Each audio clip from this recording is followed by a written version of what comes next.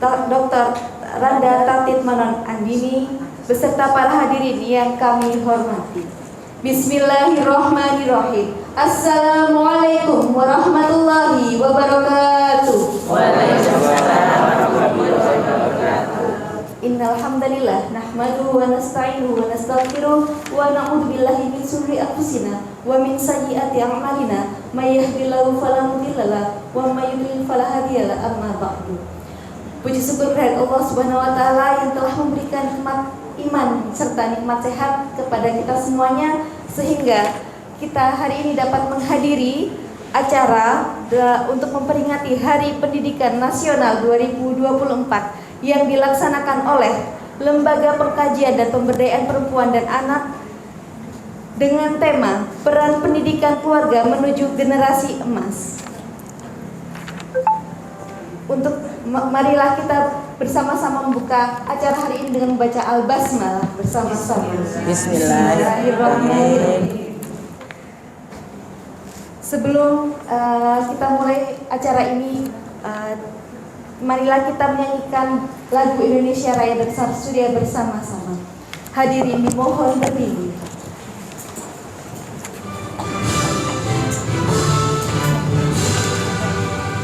Indonesia tanah airku, tanah tumpah darahku. Di sanalah aku berdiri, jadi pandu ibuku. Indonesia kebangsaanku, bangsa dan tanah airku. Marilah kita berseru, Indonesia bersatu. Hiduplah tanahku, hiduplah negeriku, bangsaku, rakyatku semuanya. Bangunlah jiwanya, bangunlah badannya untuk Indonesia Raya. Indonesia Raya, merdeka, merdeka, tanahku, negeriku yang ku cinta.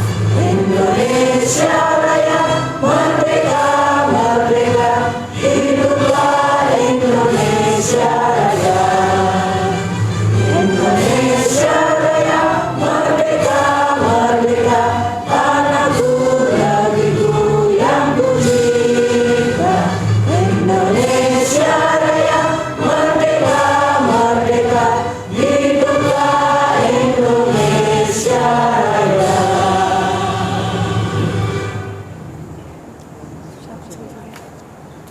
Menyanyikan lagu Sang Surya.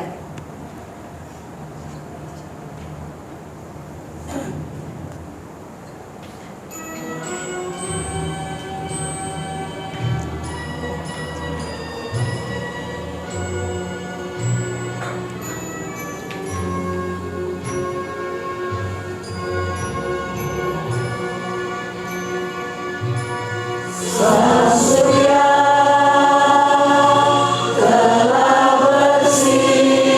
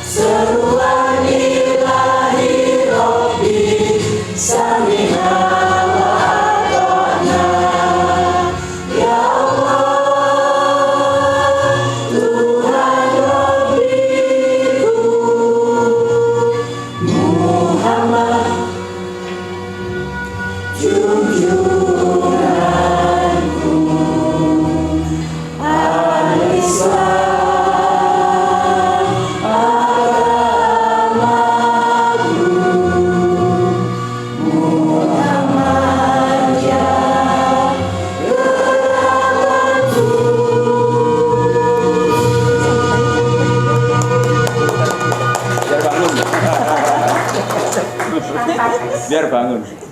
Hadirin yang harap duduk kembali. Tanpa teks karena tidak nampak ini. Baiklah. Untuk acara yang pertama, sambutan dari Ketua LP3A Universitas Muhammadiyah Malang, saya persilakan kepada Ibu Dr. Anda Tatit Manon Andini M.Hum.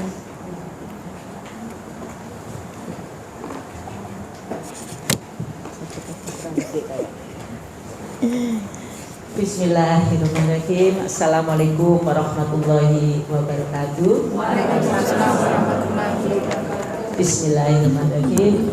Bismillahirrahmanirrahim. Asyhadu an la ilaha illallah wa asyhadu anna Muhammadan Rasulullah. La haula wa la quwwata illa billahil aliyyil azim. Alhamdulillah atas rahmatnya diberi kekuatan olehnya kita bisa berkumpul di majelis yang mulia ini, yaitu berkelabul ilmi katanya. Pertama-tama yang terhormat kami sampaikan kepada Bapak Rektor, Bapak Prof. Badrul Malik untuk hadirannya. Yang terhormat ini ada Ibu pemateri, kebetulan pematerinya memang ibu-ibu, tapi nanti ada Pak Ayat juga yang akan membacakan puisi, Bu Yahra sama Bu Daru, terima kasih. Ini ada peserta semuanya yang terhormat. Dari berbagai lini Prof. Jadi ada dari dosen karyawan, mahasiswa, alumni, UMM, terus ini ada juga dari guru-guru TK, tadi ada Aisyah, ya ada Bu Yayu, ada Harus kelihatan ya, enggak? Iya, harus. Alhamdulillah kemarin undangannya keburu Prof. Jadi sudah lengkap, ada alumni yang baru, alumni yang lama, ada yang hampir lulus gitu ya, sudah ada yang masih baru. Oh, alumni juga ya Ibu? Alumni juga. Iya.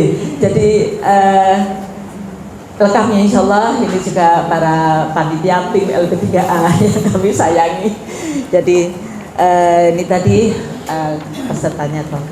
Yang pertama-tama kami panjatkan puji syukur kehadiran Allah Subhanahu wa taala. Itu tadi bahwa pada pagi ini semua dengan kegiatan yang luar biasa masih menyempatkan waktu, termasuk Prof juga kegiatannya banyak ya Prof, menyempatkan waktu sehingga Allah memberikan kesempatan pada kita semua. Terima kasih juga kembali lagi Bapak Rektor atas menyempatkannya gitu ya. Karena ini nyambung ke sana Prof.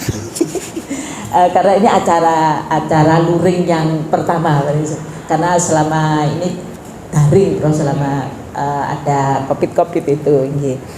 Terima kasih juga para peserta, kepada panitia. Jadi acara ini memang acara yang menurut kami perlu kita ketemu luring gitu ya. Selama ini daring itu mungkin touchingnya, sentuhannya kurang. Akhirnya kemarin kita mencoba Prof, jadi kami mengadakan daring karena menurut kami yang akan kita bicarakan ini umum. Ini insya Allah nanti semoga Bu Yara sudah siap dengan materinya, Bu Daru dengan ulasan yang terkait dengan buku saya ini sekalian Prof. Jadi sekalian nunut karena dengan tema peran pendidikan keluarga menuju emas ini kok pas nama related buku saya gitu. Jadi ini buku yang saya tulis juga tentang dari keluarga semuanya bermula, ngeten Prof. Nah, sehingga karena ini Bu Bapak sekalian, kalau melihat teorinya Brun-Berner itu ya, mendidik itu bersama-sama.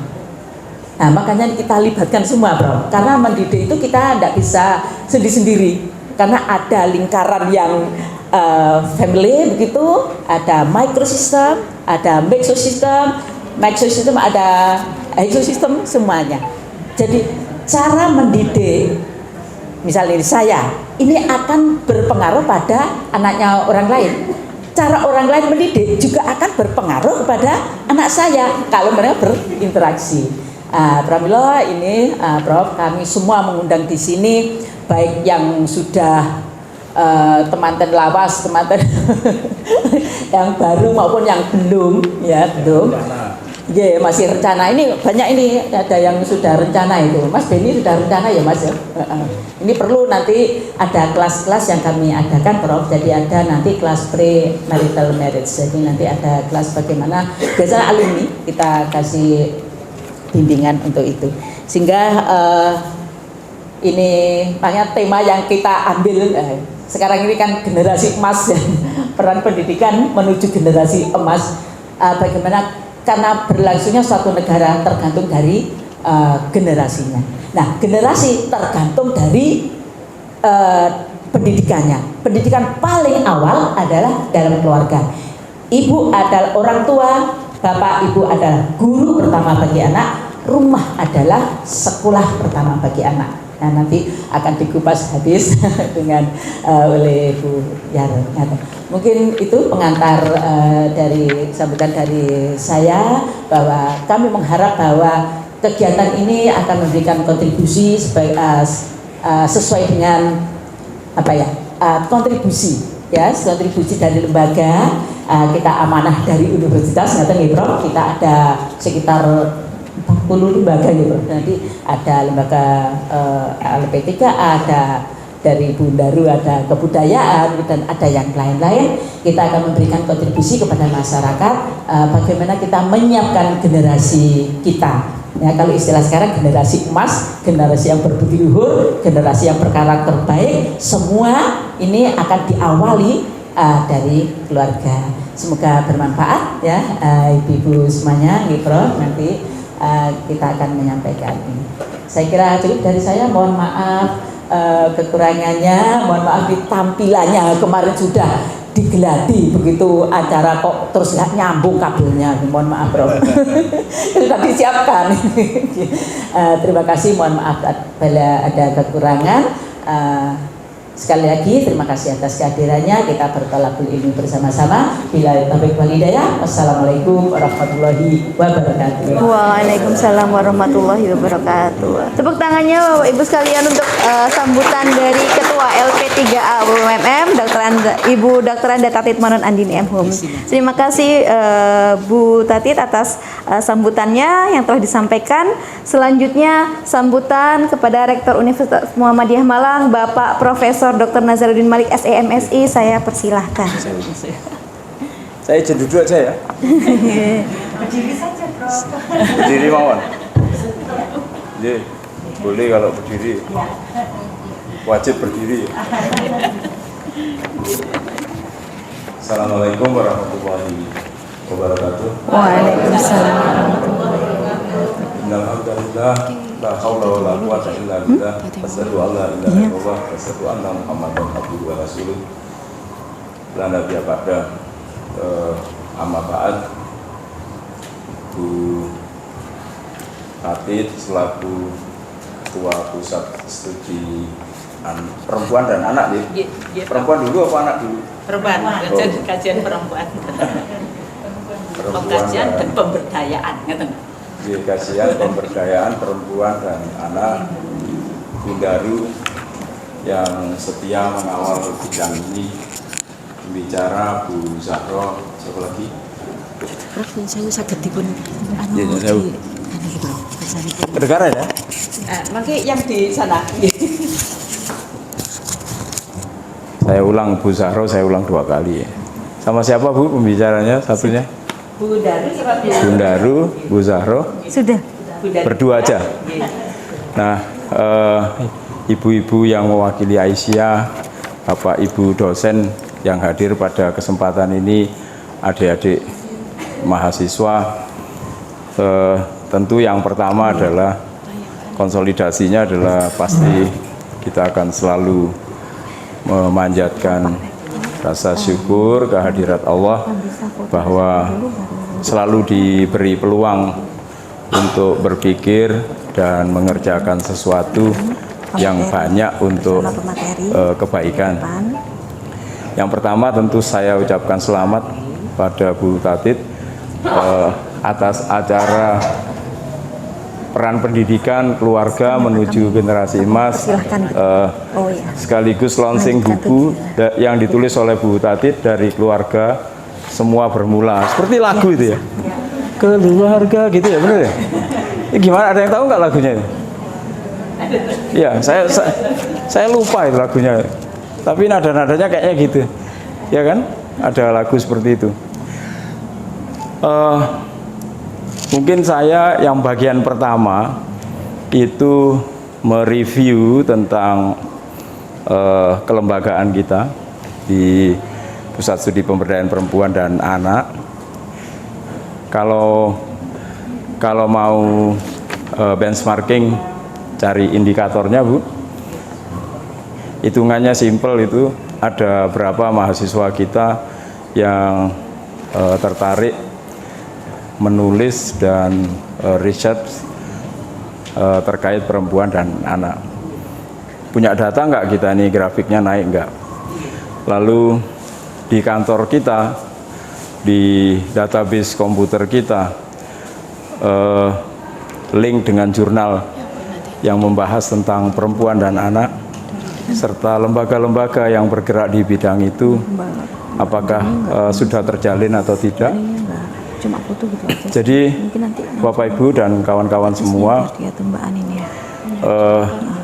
women studies, wabil khusus ya women and child studies, itu adalah, ya kan, empowerment. Mungkin ada empowerment itu lazimnya begini, di banyak tempat itu dia adalah studi lintas disiplin yang sangat penting.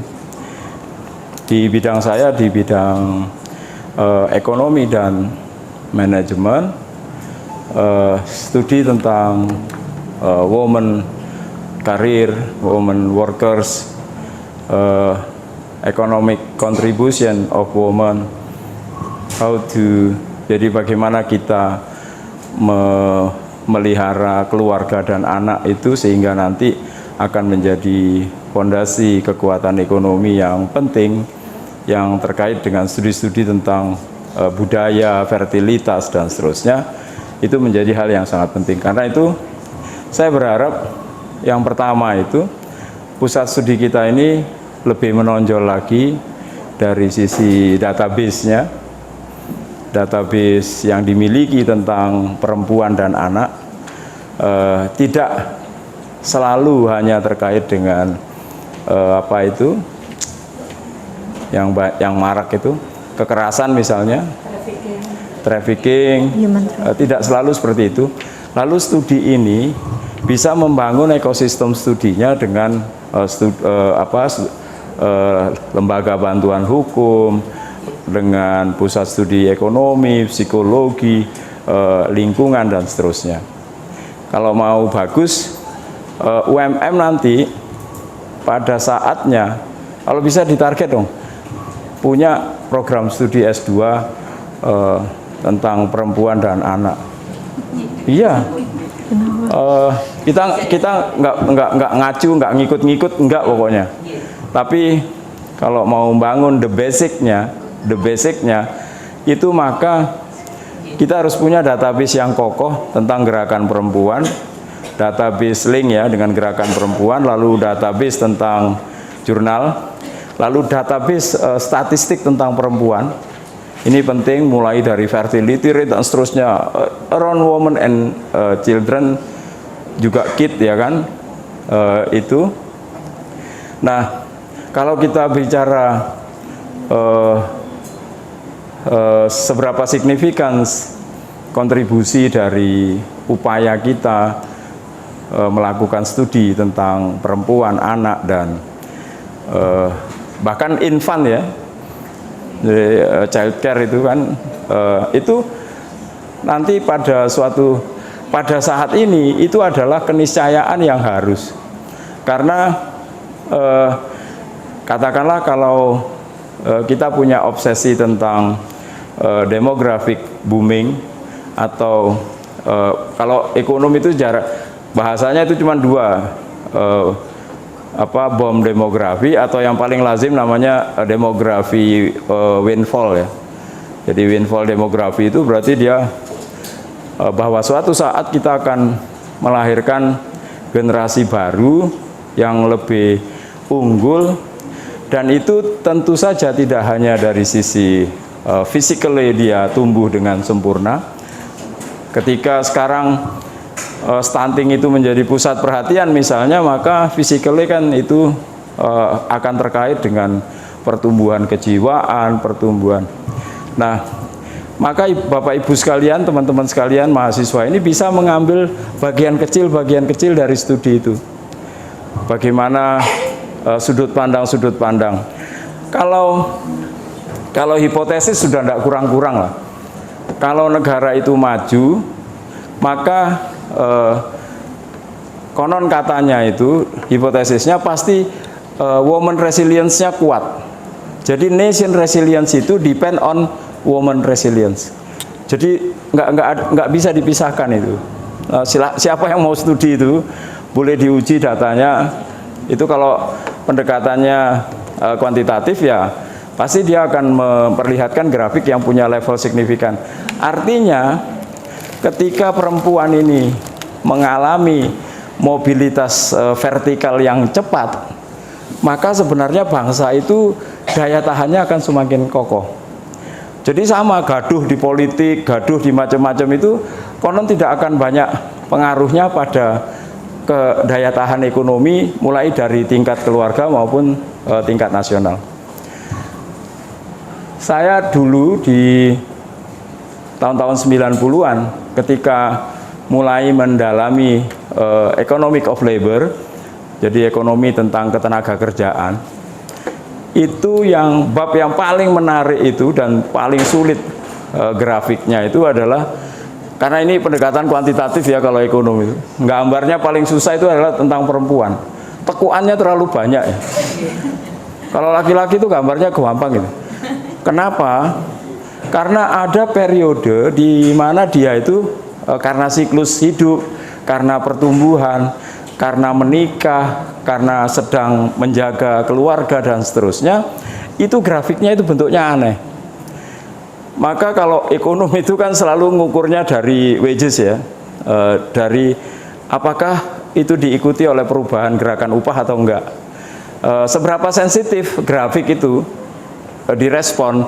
Misalnya ketika anak-anak memasuki suatu negara misalnya atau satu daerah, anak-anak mulai banyak memasuki masa remaja, lalu tidak tertampung di sekolah, itu upah itu bisa merespon loh.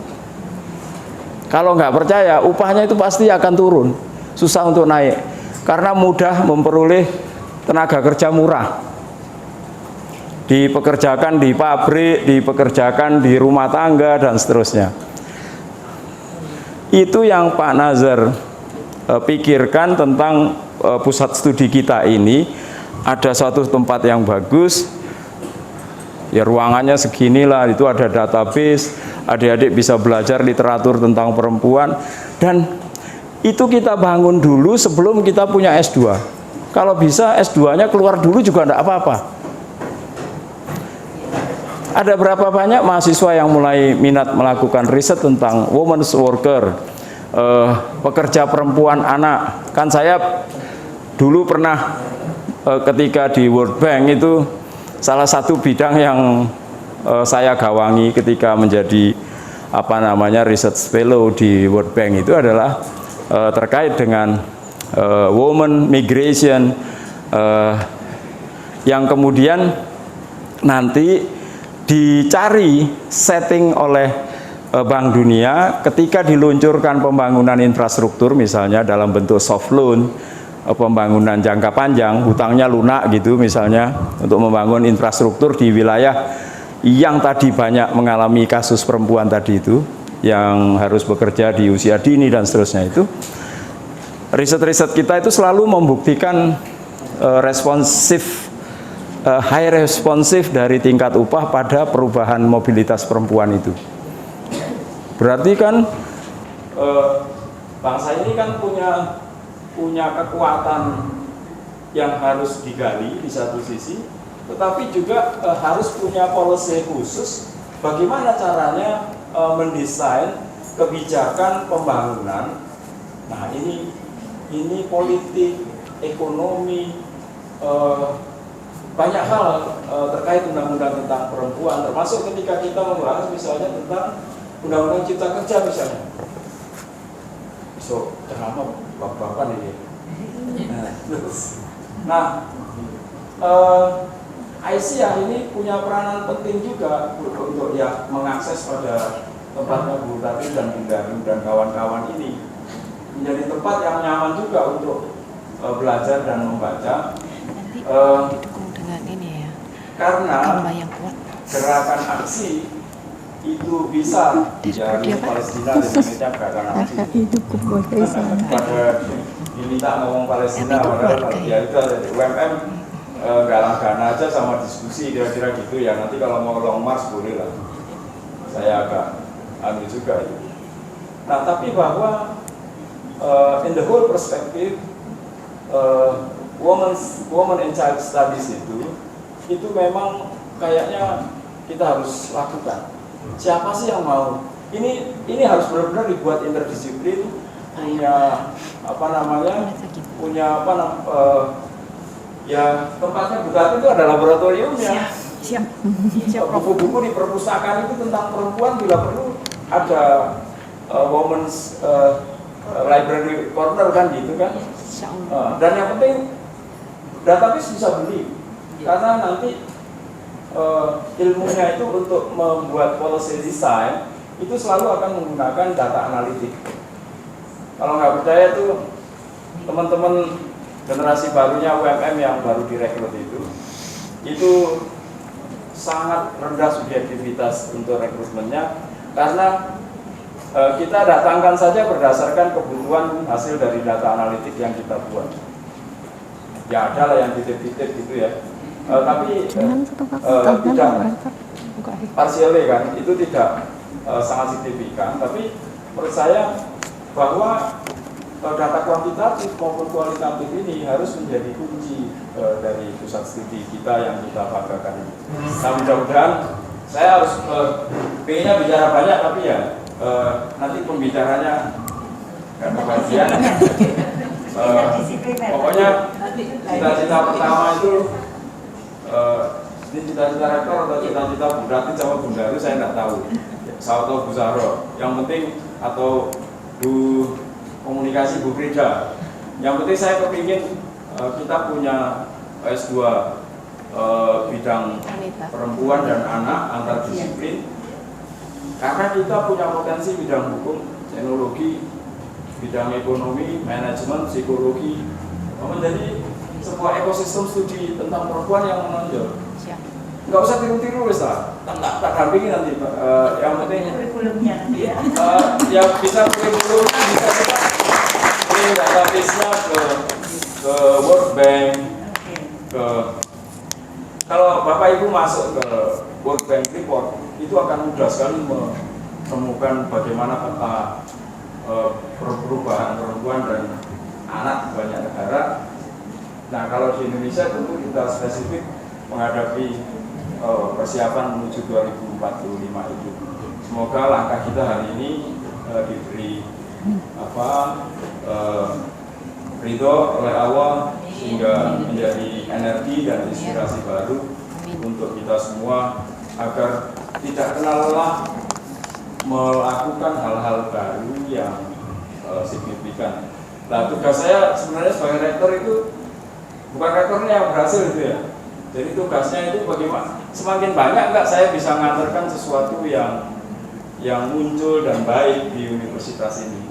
Walaupun saya tidak muda lagi, ini rasanya badannya kayak digebuki gitu ya. Kayak ditinju, karena tadi malam saya sudah mau pulang, tiba-tiba Pak Dubes Azerbaijan telepon habis reuni Gontor ada di Malang. Pak, kalau bisa sebentar aja kami kangenan gitu. Pak Profesor B. Nah nanti beliau suatu saat kita bisa undang ke UMM, akan kita lihat bagaimana perempuan dan anak di Asia Tengah. Karena beliau itu basis studinya itu adalah studi antropologi yang kuat. Betapa Asia Tengah itu kalau ingin tahu itu sebagian besar negaranya adalah bekas provinsinya Soviet. Ada Armenia, ada Uzbekistan, ada Azerbaijan, ada Georgia, Tbilisi itu. oh itu negara yang kaya semua, apalagi Azerbaijan itu namanya itu apa? Bukan, kalau Ring of Fire kan Indonesia, kalau dia itu Land of Fire. Jadi kalau mau udut itu seperti saya itu, kalau nggak punya korek itu tinggal gini dong. Ya, cari tempat di pojok, tiup itu gasnya udah keluar dan bisa. Saya pernah diajak Pak Wajil ke sana ketika menjabat Mendikbud. Itulah perkenalan dengan Pak Bey yang sekarang sudah kembali ke Jakarta dan menjadi dosen lagi seperti biasa. Nah, mudah-mudahan nanti kita banyak sharing. Artinya yang studi budaya itu Indonesian setting di dalam membaca bagaimana keluarga itu kan tidak banyak juga. Setting Indonesia, setting culture-nya ibu-ibu kita itu. Kalau dulu tahun 90-an yang tren itu kan misalnya terkait dengan menyusui misalnya, karena itu terkait dengan fertilitas misalnya. Di daerah-daerah tertentu ada yang dimamah dulu baru dipulangkan ke anaknya dan seterusnya kan. Bagaimana tingkat kematian ibu, bagaimana tingkat kematian anak pada persalinan dan seterusnya. Itu dari sisi orang. Tapi dari sisi psikologi, dari sisi ekonomi, ada banyak kajian yang menarik. Selalu tidak bisa berhenti kalau ngomong. Karena itu saya hentikan sendiri. Terima kasih, kurang lebihnya mohon maaf. Mudah-mudahan Bapak Ibu semua terus bisa menikmati acara semacam ini. Insya Allah saya syukur loh. Serius. Tahun ini kalau sudah ada portofolionya kita buat deh database yang bagus, seterusnya gitu. Yang mudah-mudahan ini kalau bisa jangan takut dibilang perempuan ya. Itu kalau bisnis itu buat strategi marketing atau apa itu penting sekali menaklukkan perempuan ya, karena jumlahnya banyak. Saya kira itu. Bila taufiq wal hidayah. Assalamualaikum warahmatullahi wabarakatuh. Waalaikumsalam warahmatullahi wabarakatuh. Masya Allah. Iya ya.